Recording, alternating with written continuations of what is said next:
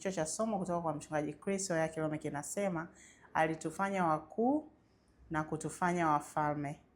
Mstari wa ufunguzi unatoka katika Mwanzo 12:2 inasema, nami nitakufanya wewe kuwa taifa kubwa na kukubariki na kulikuza jina lako, nawe uwe baraka. Mchungaji anaanza kwa kusema, baadhi ya watu hupambana na wazo la ukuu.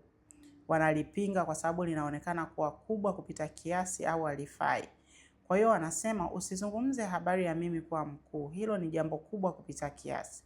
Lakini Mungu alitufanya kuwa wakuu kwa sababu sisi ni uzao wa Ibrahimu.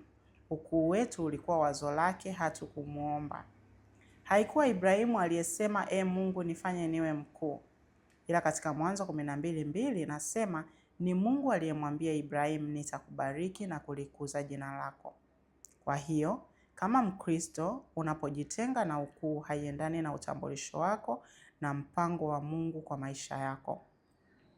Tafakari ukweli kwamba Bwana alirudi kwa uwazi usio na shaka katika Mwanzo 17:6, kile alichosema katika Mwanzo 12:2, nami nitakufanya uzae sana, nami nitakufanya taifa kubwa na wafalme watatoka kwako. Hiyo ni Mwanzo 17:6. Tambua kwamba inasema wafalme watatoka kwako. Hili linaendana na kile ambacho maandiko yanadhihirisha kuhusiana na sisi katika Kristo. Ukisoma Warumi 5:17 inasema, zaidi sana wao wapokeao wingi wa neema na kile kipawa cha haki watatawala katika uzima kwa yule mmoja Yesu Kristo.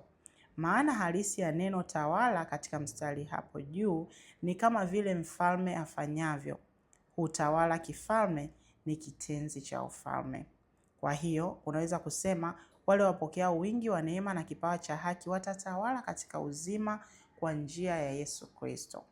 Na inazidi kuwa na nguvu zaidi. Biblia inasema katika Ufunuo 1:6, amefanya kuwa wafalme na makuhani kwa Mungu na Baba yake. Cheo chetu kama wafalme si cha wakati ujao, bali ni ukweli wa wakati uliopo. Ametufanya kuwa wafalme. Wafalme hufanya nini? Wanamiliki na kutawala. Huionyesha mamlaka yao na utawala wao katika milki yao. Hii ndio sababu hupaswi kama kuzungumza kama mwathirika, kutenda kama mtu asiyejiweza au kujiona kama mtu wa kawaida. Wewe ni mkuu na wewe ni mfalme. Biblia inasema penye neno la mfalme pana nguvu. Hiyo ni Mhubiri 8:4. Wafalme sio ombaomba wala hajishushi ili wapewe kitu fulani. Huzungumza kwa mamlaka. Hujibeba kwa heshima. Wafalme